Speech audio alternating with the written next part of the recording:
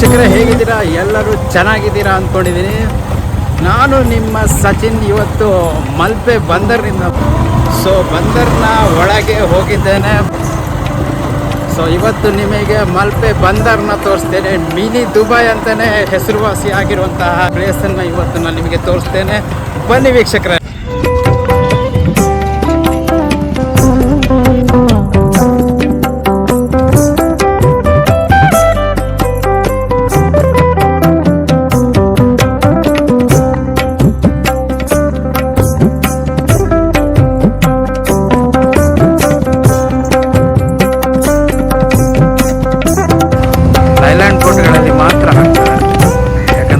ಗಡಿ ಹತ್ರ ಹೋಗುತ್ತೆ ಇದು ಫಿಶಿಂಗ್ ಮಾಡಲಿಕ್ಕೆ.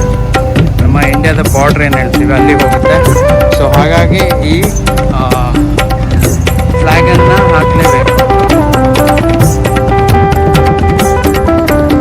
ವೀಕ್ಷಕರೇ, ನಾನಿರುವ ಜಾಗ ಈಗ ಫಿಶನ್ನು ಮಾರ್ಕೆಟಲ್ಲಿ ಏನು ಬರುತ್ತೆ ಅದನ್ನು ತಕ್ಕೊಂಡು ಲೇಡೀಸ್ ಅಂದರೆ ಹೆಂಗಸು ಅದನ್ನು ಮಾರ್ತಾರೆ. ಆ ಜಾಗ ಬನ್ನಿ ವೀಕ್ಷಕರು ತೋರಿಸ್ತೀನಿ.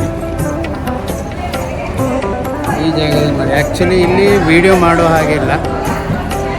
ಆದರೂ ಕೂಡ ನಾನು ವಿಡಿಯೋ ಮಾಡಿದೆ. ಇಲ್ಲಿ ಯಾರೇ ಬಂದರೂ ವಿಡಿಯೋ ಮಾಡಲಿಕ್ಕೆ ಹೋಗಬೇಡಿ ಈ ಜಾಗದಲ್ಲಿ.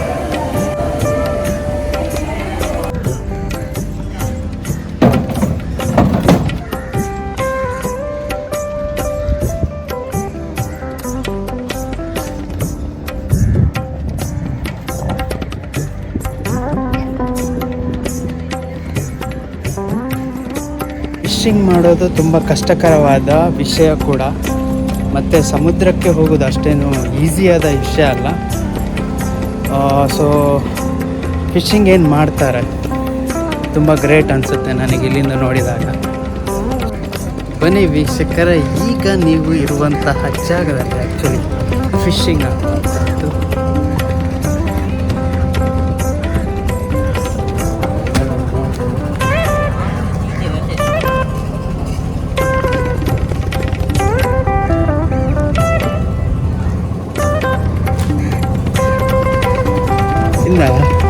ಎಕ್ಸ್ಪೋರ್ಟ್ ಆಗುತ್ತೆ ಮೀನುಗಳೆಲ್ಲ.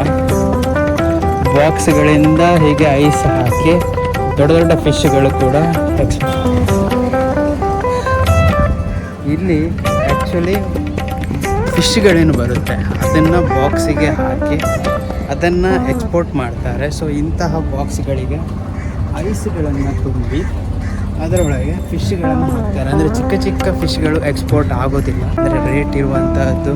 ದೊಡ್ಡ ದೊಡ್ಡ ಫಿಶ್ಗಳು ಎಕ್ಸ್ಪೋರ್ಟ್ ಆಗುವಂಥದ್ದು. ಇದೇ ಜಾಗ. ಈ ಬಾಕ್ಸ್ಗಳಿಗೆ ಹಾಕಿ ಈ ಕಂಟೈನರ್ಗಳೇನಿರುತ್ತೆ ಅದಕ್ಕೆ ಲೋಡ್ ಆಗುತ್ತೆ. ಬನ್ನಿ ತೋರಿಸ್ತೀನಿ ಕಂಟೈನರನ್ನು.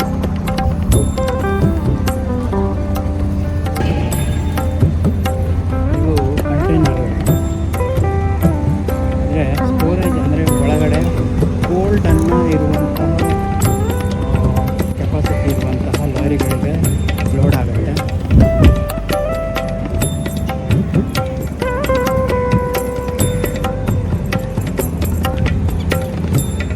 ಹೀಗಿರುತ್ತೆ ನೋಡಿ.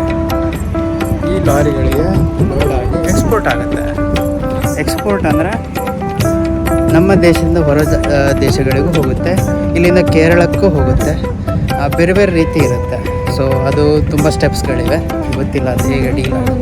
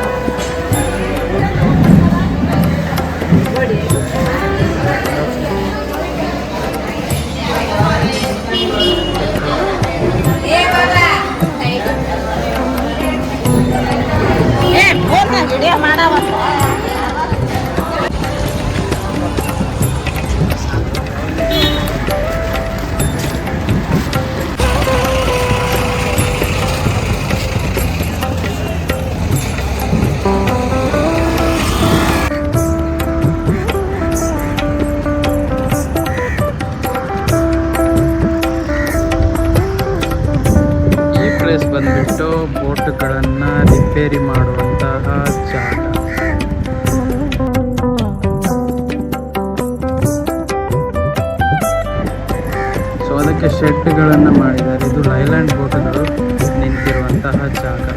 ದೊಡ್ಡ ಬೋಟ್, ಲೈಲ್ಯಾಂಡ್ ಅಂದರೆ ದೊಡ್ಡ ಬೋಟ್.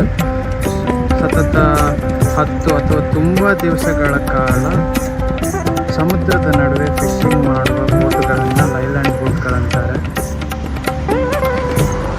ಇದು ಸುಂದರವಾದ ದೃಶ್ಯ, ಬಂದರಿನ ಸುಂದರವಾದ ದೃಶ್ಯ.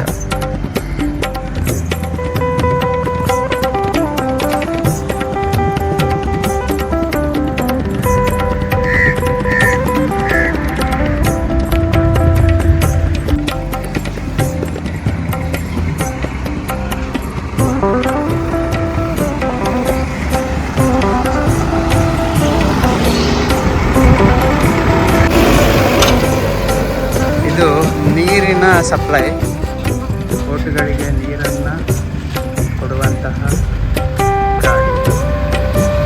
ಕೊರಗಜ್ಜ ಶುದ್ಧ ನೀರು, ಕುಡಿಯುವ ನೀರು, ಸಿದ್ಧಿವಿನಾಯಕ ವಾಟರ್ ಸಪ್ಲೈ, ಇದರಿಂದ ಸಪ್ಲೈಯನ್ನು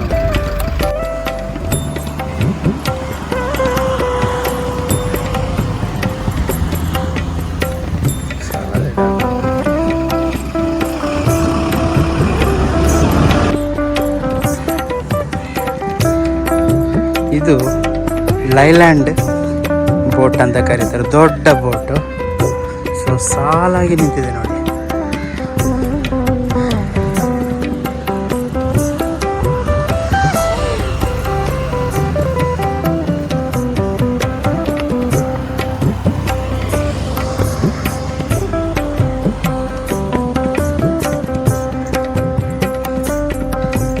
ಲೈಲ್ಯಾಂಡ್ ಬೋಟುಗಳ ದೃಶ್ಯ. ಇದು ಚಿಕ್ಕ ಬೋಟು, ಪರ್ಸಿನ್.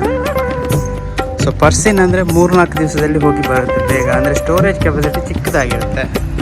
ಇದು ಚಿಕ್ಕ ಬೋಟ್. ಸೊ ಇದೆಲ್ಲ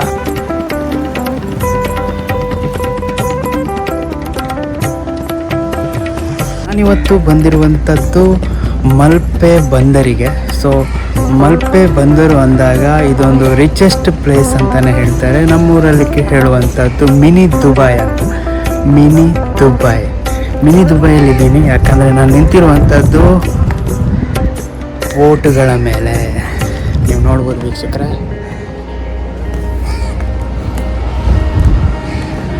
ಇದು ಮೀನುಗಾರರ ಪ್ರಾಣ ಅಂತಲೇ ಹೇಳ್ಬೋದು. ಇದು ಮೀನುಗಾರರ ಪ್ರಾಣ ಅಂತಲೇ ಹೇಳ್ಬೋದು. ಸತತ ಒಂದು 20-30 ವರ್ಷಗಳ ನಂತರ ನಾನು ಮಲ್ಪೆಗೆ ಬಂದಿರುವಂಥದ್ದು. ವೀಕ್ಷಕರೇ, ನಾನಿವತ್ತು ಮಲ್ಪೆ ಬಂದರಿಗೆ ಬಂದಿದ್ದೀನಿ. ಆದರೆ ಎಲ್ಲಿದ್ದೀನಿ ಅಂತ ಕೇಳ್ಬೋದು ನೀವು. ನಾನೀಗ ಲೈಲ್ಯಾಂಡ್ ಬೋಟ್ಗಳ ಮೇಲೆ ನಿಂತಿರುವಂಥದ್ದು. ಇದು ಪರ್ಸಿನ್ ಬೋಟ್ ಅಲ್ಲ, ಲೈಲ್ಯಾಂಡ್ ಅಂದರೆ ಸಾಧಾರಣ 1 ವಾರಕ್ಕಿಂತ ಮೇಲೆ ಸಮುದ್ರದಲ್ಲಿ ಕಳೆಯುವಂತಹ ಬೋಟುಗಳು. ಸೊ ಅದರ ಮೇಲೆ ನಿಂತಿದ್ದೇನೆ. 1 ವಾರದ ಮೇಲೆ ಅಂದರೆ ಏನು ಅಂತ ನೀವು ಕೇಳ್ಬೋದು. 1 ವಾರದ ಮೇಲೆ ಈ ಬೋಟುಗಳು ಸಮುದ್ರದಲ್ಲಿ ಫಿಶಿಂಗನ್ನು ಮಾಡ್ತವೆ. ಸೊ ಸ್ಟೋರೇಜ್ ಬಹಳ ದೊಡ್ಡ ಕೆಪಾಸಿಟಿ ಇರುತ್ತೆ. ಸೊ ಹ್ಯೂಜ್ ನೋಡ್ಬೋದು, ಈ ಥರ ದೊಡ್ಡ ಮಟ್ಟದಲ್ಲಿ ಸ್ಟೋರೇಜನ್ನು ಹೊಂದಿರುವಂತಹ ಬೋಟುಗಳು. ಸೊ ಇದರಲ್ಲಿ ಫಿಶಿಂಗ್ ಮಾಡುವಾಗ ತುಂಬ ಫಿಶ್ಗಳನ್ನು ಸ್ಟೋರ್ ಮಾಡ್ಬೋದು. ಸೊ ಅದಕ್ಕೆ ಲೈಲ್ಯಾಂಡ್ ಬೋಟ್ ಅಂತ ಕರೀತಾರೆ. ಭಾಳ ದೊಡ್ಡ ಬೋಟ್ ಆಗಿರುತ್ತೆ. ನನಗೆ ಇದರ ಕಾಸ್ಟ್ ಗೊತ್ತಿಲ್ಲ. ಸೊ 3 ಕೋಟಿ ನಿಯರೆಸ್ಟ್ ಇರ್ಬೋದು, 2 ಕೋಟಿ 3 ಕೋಟಿ ಇರ್ಬೋದೇನೋ. ಸೊ ಪರ್ಸಿನ್ ಅಂದರೆ ಚಿಕ್ಕ ಚಿಕ್ಕ ಬೋಟುಗಳು, ಅಲ್ಲಿ ನಡುವೆ ಸೆಂಟ್ರಲ್ಲಿ ನೋಡ್ಬೋದು ಚಿಕ್ಕ ಬೋಟುಗಳು. ಅದು ನಿಯರ್ಲಿ 1 ಕೋಟಿ ಅಥವಾ 80 ಲಕ್ಷ ಹೀಗೆಲ್ಲ ಇರುತ್ತೆ, ಗೊತ್ತಿಲ್ಲ ನನಗೆ ಕಾಸ್ಟ್. ಸೊ ಇದು ದೊಡ್ಡ ಬೋಟು. ಸೊ ದೊಡ್ಡ ಬೋಟ್ನಲ್ಲಿ ನಿಂತಿರುವಂಥದ್ದು. ಬನ್ನಿ ವೀಕ್ಷಕರೇ, ಈಗ ಲೈಲ್ಯಾಂಡ್ ಬೋಟ್ನಲ್ಲಿ ಹೇಗೆ ಲೋಡ್ಗಳನ್ನು ಮಾಡ್ತಾರೆ ಅದನ್ನೆಲ್ಲ ತೋರಿಸ್ತೀನಿ.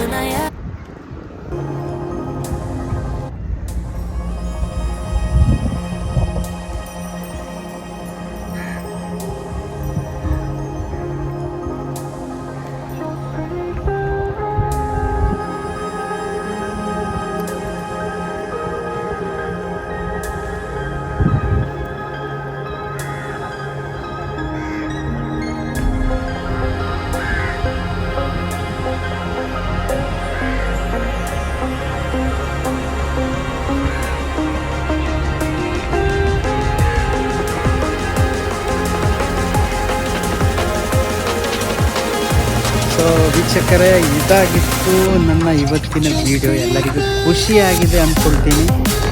ಮತ್ತೆ ನೆಕ್ಸ್ಟ್ ವಿಡಿಯೋದಲ್ಲಿ ಸಿಗ್ತೇನೆ ಅಂತ ಹೇಳ್ತಾ ಎಲ್ಲರಿಗೂ ಬಾಯ್.